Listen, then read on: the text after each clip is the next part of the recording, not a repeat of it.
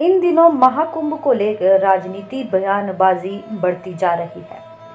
सब महाकुंभ पर अपनी प्रतिक्रिया व्यक्त कर रहे हैं और फुहड़ता का प्रदर्शन कर रहे हैं। महाकुंभ ऐसी जगह है जहां अमृत की वर्षा हुई थी। ऐसे में नेता, अभिनेता, उद्योगपति से लेकर एक मिडिल क्लास, एक आम आदमी तक महाकुंभ में स्नान करने जा रहा है। बढ़ती भीड़ महाकुंभ में ये दर्शाती है कि श्रद्धा कितनी है लोगों के मन में इस महाकुंभ के आयोजन और महाकुंभ में स्नान को लेकर। सबको आस्था की डुबकी लगानी है अपनी श्रद्धा के अनुसार। ऐसे में राजनीतिक गतिविधियां भी तेज हैं। लोग अपनी तरह से बयान दे रहे हैं और आपत्तिजनक भी बयान दे रहे हैं महाकुंभ को लेकर। ये एक श्रद्धा का त्योहार है, खुशी का पर्व है, उत्साह का पर्व है। लोग पैदल, 2 व्हीलर से, 4 व्हीलर से, हेलीकॉप्टर से, जहाज से, जहाँ जिसको जैसी सहूलियत लगती है महाकुंभ पहुँच रहा है आस्था की डुबकी लगाने। आप महाकुंभ जा रहे हैं, रीलें बनाई जा रही हैं, वीडियोस बनाई जा रही हैं। आप क्या दिखा रहे हैं? आप बाबाओं को तंग करते हैं, आप साधु संतों को तंग कर रहे हैं, पर आप ये नहीं दिखा रहे हैं कि वहाँ कितने प्रकार के अनुष्ठान हो रहे हैं, किस प्रकार की पूजा पाठ हो रही है। आप श्रद्धा नहीं दिखा रहे, आप शुद्ध स्नान नहीं दिखा रहे, आप प्रेम नहीं दिखा रहे, आप आस्था नहीं दिखा रहे, आप केवल वार दिखा रहे हैं। महाकुंभ पे ये वार क्यों? हम आपको बताते हैं आखिर महाकुंभ क्यों आयोजित किया जाता है और इसका मूल कारण क्या है। बहुत से लोग इसके बारे में जानते होंगे, लेकिन आज हम आपको बता रहे हैं खोज कहानी चैनल के माध्यम से। पौराणिक कथाओं के मुताबिक भगवान विष्णु अमृत से भरा कुंभ लेकर जा रहे थे। तभी असुरों से छीना झपटी में अमृत की 4 बूंदें गिर गई थी। ये बूंदें प्रयाग, हरिद्वार, नासिक और उज्जैन में गिरी थी, इसलिए इन जगहों को पवित्र माना गया है।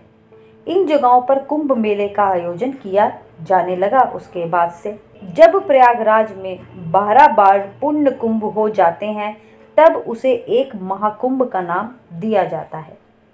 पुण्य कुंभ 12 साल में एक बार लगता है। इस तरह वर्षों की गणना करें तो महाकुंभ 144 सालों में एक बार आयोजित किया जाता है। इस वजह से इसे महाकुंभ कहा जाता है। मान्यता है कि महाकुंभ में विशेष तिथियों पर पवित्र नदियों में स्नान करने से आध्यात्मिक शुद्धि, पापों का प्रायश्चित, पुण्य और मोक्ष की प्राप्ति होती है। कुंभ मेले के 3 प्रकार होते हैं: अर्धकुंभ, पुण्य कुंभ और महाकुंभ।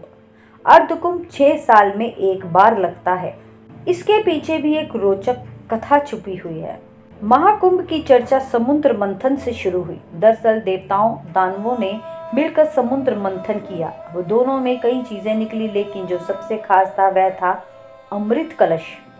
जो अमृत कलश का अमृत चख लेता वो सदा के लिए अमर हो जाता। इसलिए देवताओं और राक्षसों में इसको लेकर झगड़ा शुरू हो गया। दानव अगर अमृत का पान कर लेते तो सदा के लिए धरती पर इनका अत्याचार होता। इसलिए भगवान विष्णु ने मोहिनी अवतार लिया था। जब देवताओं से दानवों को संभाला न गया तो उन्होंने इंद्रदेव के पुत्र जयंत को यह अमृत कलश सौंप दिया था। जयंत ने कोए का रूप धारण कर राक्षसों से अमृत कलश को बचाने की कोशिश की। जब वह अमृत कलश को लेकर भाग रहे थे, तब उनकी 4 बूंदें गिरकर प्रयागराज, उज्जैन, हरिद्वार और नासिक में गिर गई थी। जहां जहां अमृत कलश की बूंदें गिरी, वहां वहां कुंभ मेले का आयोजन किया जाता है। जयंत को अमृत कलश लेकर स्वर्ग पहुंचने में 12 दिन लगे थे। देवताओं का एक दिन पृथ्वी के 1 साल के बराबर होता है, इसलिए कुंभ मेला 12 साल के अंतराल पर मनाया जाता है। मान्यता है कि महाकुंभ में स्नान करने से व्यक्ति के सभी पाप धुल जाते हैं और उसे मोक्ष की प्राप्ति होती है। कहते हैं कि जब सूर्य मकर राशि में और शनि कुंभ राशि में होते हैं तो महाकुंभ कहलाता है। महाकुंभ में स्नान यानी जहां अमृत कलश की बूंदें गिरी, वह स्नान करने से व्यक्ति के सभी पाप धुल जाते हैं। कुंभ मेला हिंदू धर्म के अनुसार और हिंदू मान्यता अनुसार और हिंदू पौराणिक कथाओं की मान्यता अनुसार ही किया जाता है। इसलिए महाकुंभ का महत्व बहुत बड़ा और बहुत ही अद्भुत और विचित्र है। इस महाकुंभ पर अभद्र टिप्पणी करना, विवादित बयान देने से सभी को बचना चाहिए।